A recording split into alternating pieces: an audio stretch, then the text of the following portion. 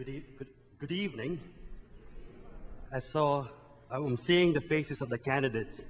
Don't worry, I'm not gonna quiz you. I know we're thinking about the Dodgers right now. Let's forget about them for a few minutes and let's just be here at our church to pray together. And I said to myself, and reflecting about the gospel that we heard today, it's about a banquet, which the theme is very obvious. It is hospitality and generosity. So don't close your ears, just hear me out, because when you hear the word generosity, hospitality, I'm not asking for money, okay? So just hear me out. And I have a little problem about this gospel that we heard today. The very first one, the problem that I have difficulty wrapping my head around it, the king invited a selected few or a guest, but no one showed up because they went for a business or anything. And then the second, he invited everyone, the good and the bad, and then they came. And then the third piece, the very bottom of the gospel, one guest did not or show up, not a proper attire, and got in trouble. And there's a word that so harsh. You invited everybody, the good and the bad, and all of a sudden I got in trouble? Think about this. If you go to a party and you're not invited, like party crashers. Think about this in social media. If you unfriend someone and they found out, what's gonna happen? Yo boy, you're in trouble. Or Instagram, if you stop unfollowing people and they found out, some people get in trouble for that. And what I want you to think about, especially for those people who will be our candidates for confirmation, it is a journey to where you at the moment. That's why your sponsors are here to walk with you. Faith is a journey that needs accompaniment. You need someone to be with you, to guide you with all your questions about faith. Faith is not just about answers. Faith is about questions. Maybe at the end of our life, we still don't know the answers. You know what? It is okay, because questions is also important than answers. Like what we heard in the gospel story today. Let's talk about the banquet. In the biblical times, especially the wedding banquet, the wedding banquet takes forever, usually a week, 7 days. Remember when Jesus was asked by Mary that they ran out of wine? Because the wedding banquet is 7 days. We had the parish fair last weekend for 2 days, and I'm still recovering from it. How much more a 7-day celebration? But also in a banquet, during that time, you are expected to show up. The whole village is invited. And during that time, it's a small village. If you don't show up, the host knows that you did not show up. And then, I want you to think about this, and this is what I want you to talk about, or think about this week. The third piece of our gospel. Why this person got in trouble for not dressing up? The second reading gives us the answer for that. St. Paul invited his community to put on Christ. So what does it mean to put on Christ?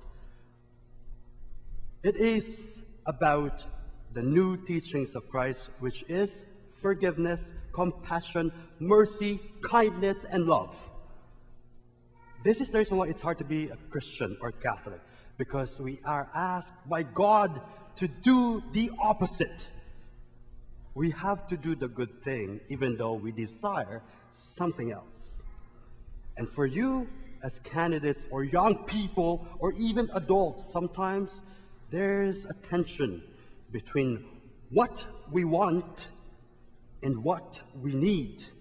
There's a tension between our faith that we believe or not, to love or not. Last Friday, I went to the school and I walked into a 5th grade class. So they're having a project, a Halloween project. It's an art class. So before we started, I got overwhelmed because the children around me gave me all their supplies. Rulers, pencils, colored pencils or crayons, and my desk was empty. Now it's full of supplies. And the teacher said, "Father, do you want to say something to them?" I said, "No, I just want to be a 5th grader today." And I have that privilege. And I've learned this. Young people, children, are generous. Children in nature are good. But what happened to us adults? I will be good to you if you follow me on Instagram. I will be good to you if you like my Facebook post. There becomes a condition. And I want you to think about this. I've been saying this today. Living with Christ, in Christ, there's no condition. This is the reason why there's unconditional love. Christ loves us, but there's no condition. It's hard for us as we grow in our faith. And I learned this in life. Faith is complex. That's why we accompanied it with prayer, because our prayer to God opens our mind, our heart, and our spirit. And that, how can we put this in our context today? That this gospel of the banquet, that everybody's invited, but yet you have to put on Christ. You know what I learned? Generosity and hospitality comes together. Generosity, you give, you give, you give. We're good with that as Christians. Hospitality, when you receive good things or good work or good memories from people, what do you do about it? Do we say thank you or we just ignore it? As a priest, sometimes people do good things for me. I said, no, I don't need it. Actually, we do need good things in life. What I want you to do this week, think about this. Gather all your good memories, good fortune, good life into your hands like this in prayer.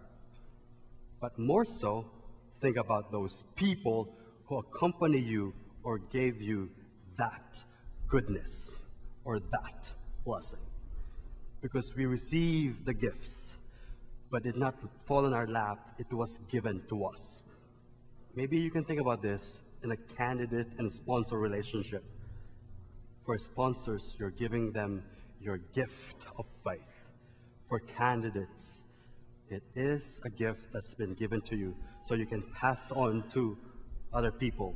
And my last story is I came from, I think you know most of my life, came from four boys in the family. Michael, Marlon, Mark, and my younger brother, Carlo. And at the beginning of the year, Carlo was always upset. You know why? Because he always received the hand-me-down shirts. From white, it became yellowish. And then I talked to them all the time. Carlo has 3 boys now too. And I said to him, or asked him, do you do hand-me-down stuff also? He said to me, oh yes, it's cheaper and it's reasonable. I think the parents can relate to that.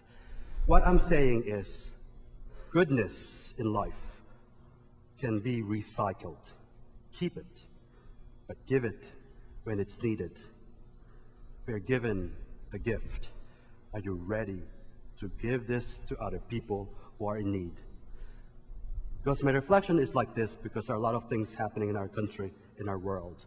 Las Vegas, Northern California. I think our brain needs a little break. That's why we are here to pray together. If we bring our prayer together as one, it becomes generously given to other people and hospitably received by all. God bless you this year, and I wish you all the best. Good evening.